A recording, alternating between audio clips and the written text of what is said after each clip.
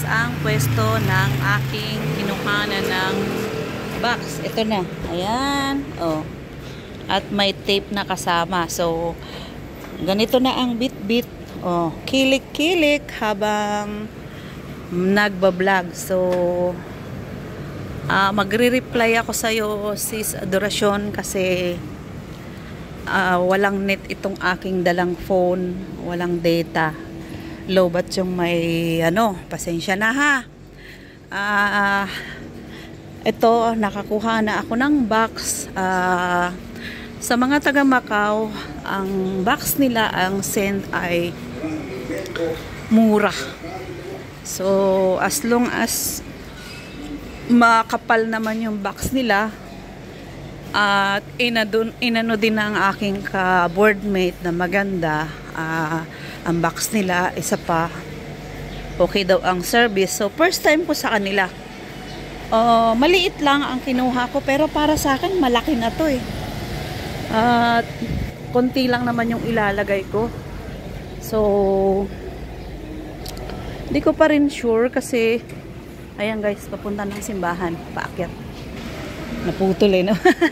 Hindi ko pa rin sure guys kung kakasya ba o kulang, kasi ang konti lang naman para sa tingin ko yung ilalagay ko, kasi ang plano ko nga yung mga foods, mga pasalubong ay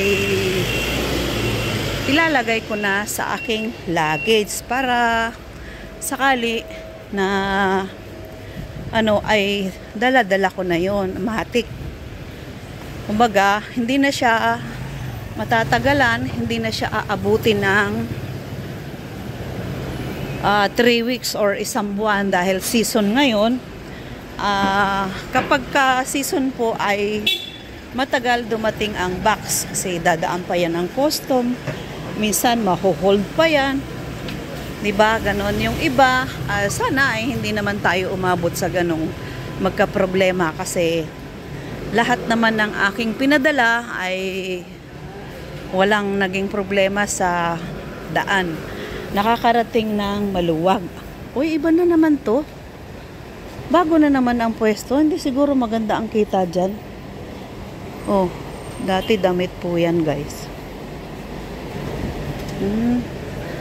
Kasi ito, Car Gen X ay sarado pa. Dyan sana ako titingin. Kaso sarado. Close. Napasilip tayo dyan kanina. So, dito na ako dadaan sa sentro ng San Malo. May bag. Kaso, nakabili na ako ng bag. Maganda siya, oh. Magkano kaya ito? Magkano yung ganito? How much? This one? Yeah. I will ask my boss because now discount. Just 80. 80. Before 150, now 80. Okay. I come back because you see.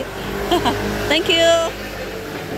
80 lang guys, 80. Mukhang matibay, 150 daw yung dati. Pero as long nakabili na ako, no. Nagandahan lang kasi ako sa hitsura niya. Parang mukhang matibay. Yung binili ko, sana matibay. Hindi mukhang matibay. ang doon, sana matibay. Although may bag naman ako, hindi ko masasabing hindi matibay yung kasi sa tibay, super tibay talaga. Kahit bumitin ka pa, joke. Siya, original pero luma. At saka malaki. Gusto ko kasi sa bag guys, kasama na yung kusina. Kasama pa yung kwarto. Ayan, eto guys, paakyat ng simbahan din yan. So, tumbok mo na yung San Malo.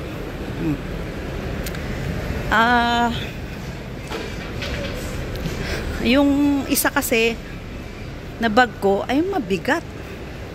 Hindi din pala maganda kapag original, mabigat. Yung wallet din, wala pang laman, mabigat na. Buti sana kung may barya. Kaso walang laman. Mas maganda siguro local na lang. Wag na muna tayong mag-original sa ngayon kasi natikman na natin. Natikman na natin kung paano magkaroon ng original na gamit. So, as long yung gagamit ay original din naman, ano. Original. Original. So, dito na tayo sa San Malo. Ayan.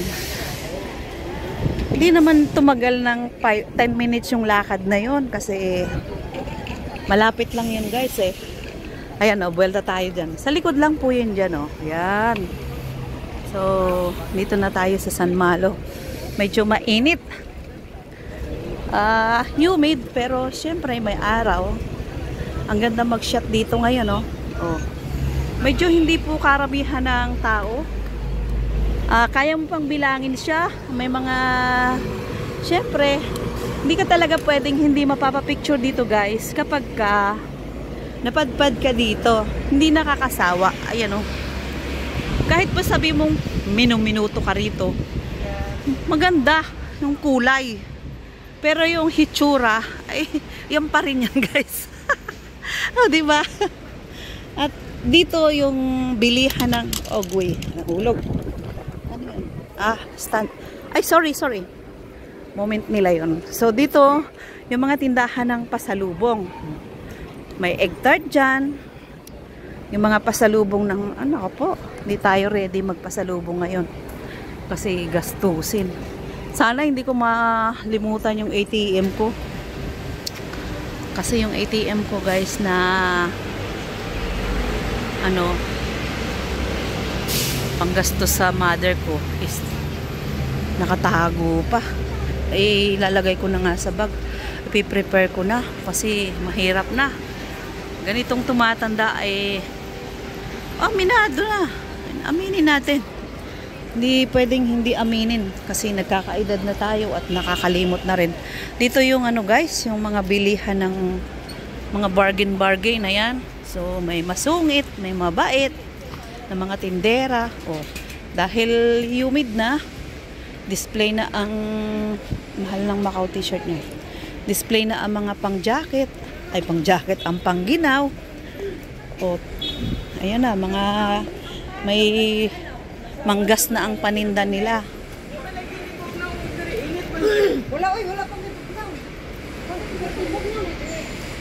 Oo, perting bugnaw ni diri pag winter.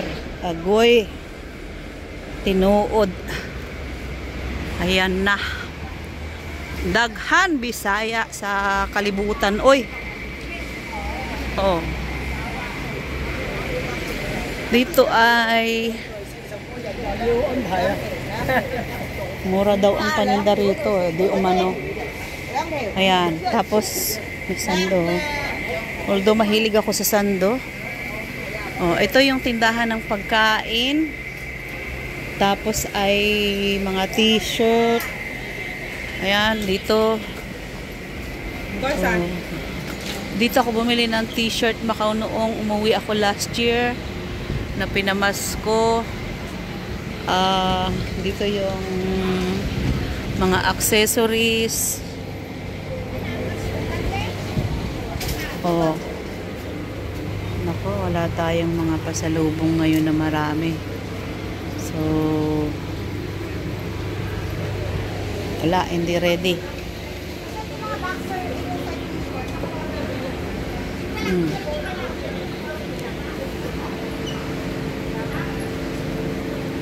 Mag-ibabox na lang natin yung iba.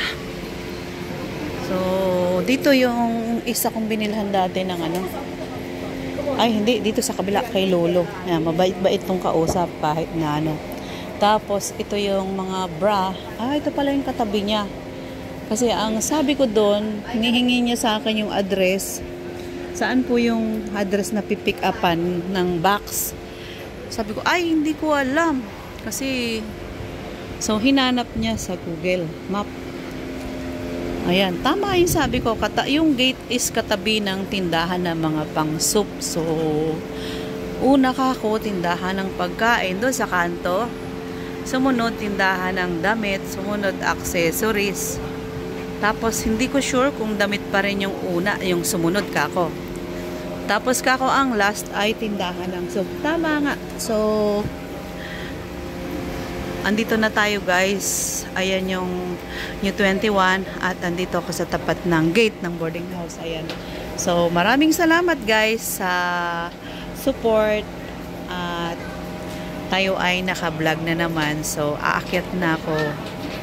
Thank you. Bye-bye. Ayan guys. Maraming salamat.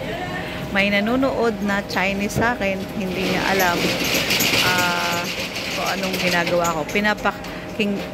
Pinapakiramdaman niya kung ano yung kinikilos ko. So, thank you guys. At maraming salamat to all sa inyong support. We love you. Shout out to everyone. Bye-bye.